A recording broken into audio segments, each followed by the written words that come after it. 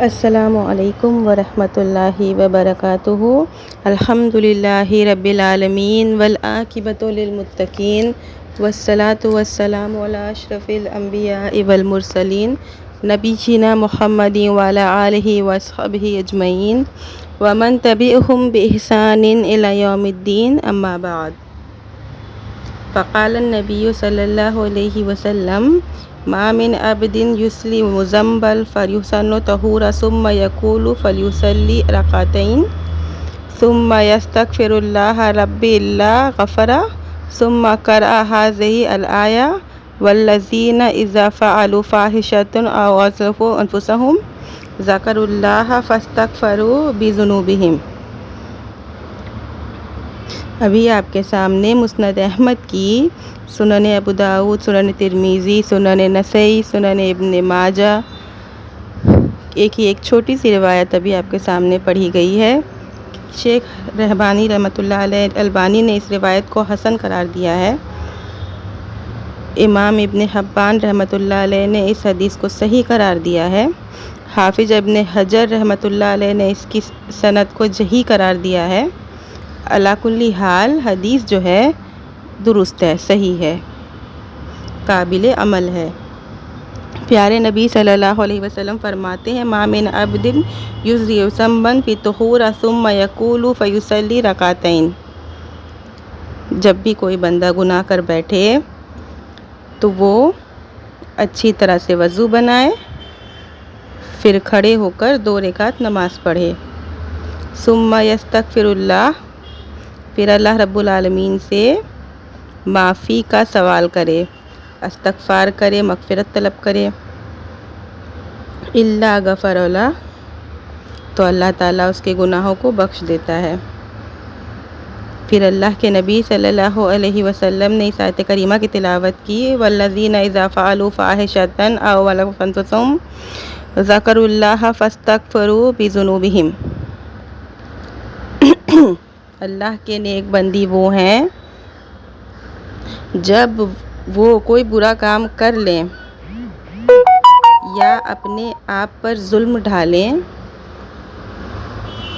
تو مومن بندے اللہ کو یاد کرتے ہیں، اللہ کا ذکر کرتے ہیں اور اپنے گناہوں سے اللہ سے معافی مانگتے ہیں، اپنے گناہوں کی اللہ سے معافی مانگتے ہیں، استغفار کرتے ہیں، توبہ کرتے ہیں۔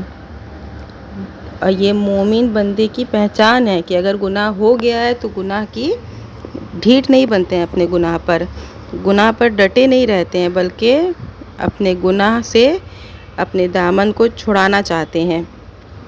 انہیں اپنے گناہوں کا احساس ہوتا ہے، وہ شرمندہ ہوتے ہیں، افسوس کرتے ہیں اور اللہ تعالیٰ کی طرف رجوع ہوتے ہیں، وضو بناتے ہیں، 2 رکعت نماز پڑھتے ہیں اور اللہ تعالیٰ سے معافی مانگتے ہیں، تو اللہ رب العالمین اس بندے کو معاف کر دیتا ہے۔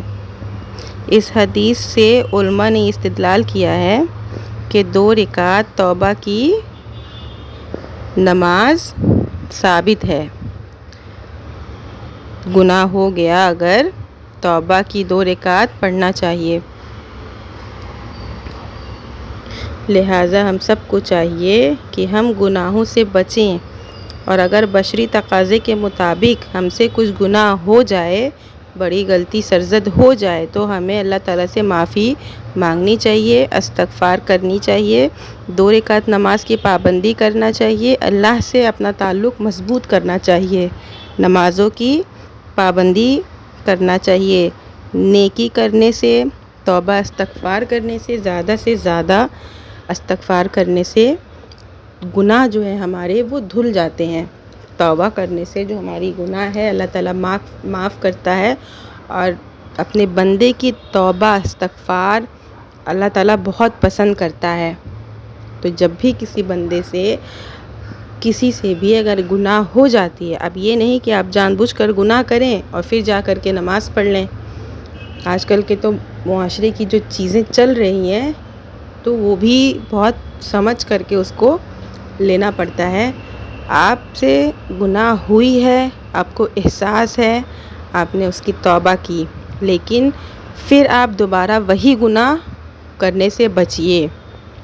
شیطان ہر وقت آپ سب کے ہم سب کے ساتھ میں رہتا ہے، وہ ہم سب کو بہکاتا ہے، لیکن جس کا نفس کا مضبوط رہتا ہے، جس کا ایمان پختہ رہتا ہے اللہ پر، اس کے رسول پر، کتاب و سنت پر، جو اپنے ایمان کو مضبوط رکھتا ہے، جس کی توحید مضبوط ہوتی ہے، تو وہ جو ہے وہ بچ جاتا ہے۔ لیکن جن کا دل ڈگمگا جاتا ہے، جن سے گناہ ہو جاتا ہے، تو انہیں چاہیے کہ وہ 2 رکعت نماز استغفار کی، توبہ کی پڑھیں۔ اور ویسے بھی ہم سب کو اپنی زندگی میں استغفار بہت کرنا چاہیے۔ استغفار کے بہت سے فائدے ہیں۔ استغفار سے اللہ تعالیٰ خوش ہوتا ہے، ہمارے گناہ کو معاف کرتا ہے۔ کتنی اسلام میں اللہ تعالیٰ نے ہم لوگوں کو کتنی آسانی دی ہوئی ہے۔ استغفار کی دعائیں ہیں، آپ استغفار میں اللہم اغفر لی بھی پڑھ سکتے ہیں۔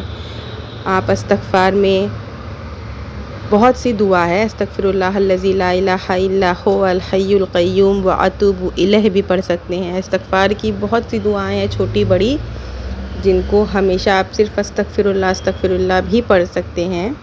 تو ان دعاؤں کا اہتمام کرنا چاہیے استغفار کے لیے۔ استغفار سے پریشانیاں بھی جو ہوتی ہیں، بہت سی جگہ بتایا جاتا ہے کہ استغفار زیادہ سے زیادہ کرنے سے پریشانیاں بھی دور ہوتی ہیں۔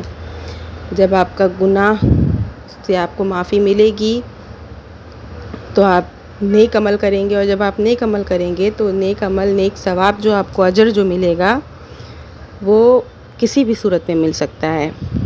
آپ کی پریشانیاں کم ہوتی ہیں، بیماریوں سے شفا ملتی ہے، بہت سی چیزیں ہیں۔ استغفار کو ہم سب کو لازم پکڑنا چاہیے، ہم سب کو زیادہ سے زیادہ استغفار کرنا چاہیے، معمول بنانا چاہیے صبح شام استغفار کرنے کا۔ کم سے کم 100 مرتبہ ڈیلی صبح ڈیلی شام میں ہمیں پڑھنا چاہیے، اپنا معمول بنائیے، اور پھر آپ خود اپنے اندر بدلاؤ دیکھیں گے، اپنی زندگی میں، اپنی پریشانیوں میں آپ بدلاؤ دیکھیں گے، اور پھر آپ مجھے بتائیے گا کمنٹ کر کے۔ پہلے کریے، پہلے کر دیکھیے، اور ایسی ہی حدیثوں، ایسی ہی باتوں کو، اسلامک معلومات کو جاننے کے لیے، اسلامی چیزوں کو سننے کے لیے میرے چینل کو لائک، شیئر اینڈ سبسکرائب کریے۔ اب آخر میں اللہ تعالیٰ سے دعا ہے کہ اللہ تعالیٰ آپ سب کو، ہم سب کو توبہ کی توفیق عطا فرمائے اور گناہوں سے حفاظت فرمائے۔ وعلیکم السلام ورحمۃ اللہ وبرکاتہ۔ Thanks for watching. Don't forget to subscribe.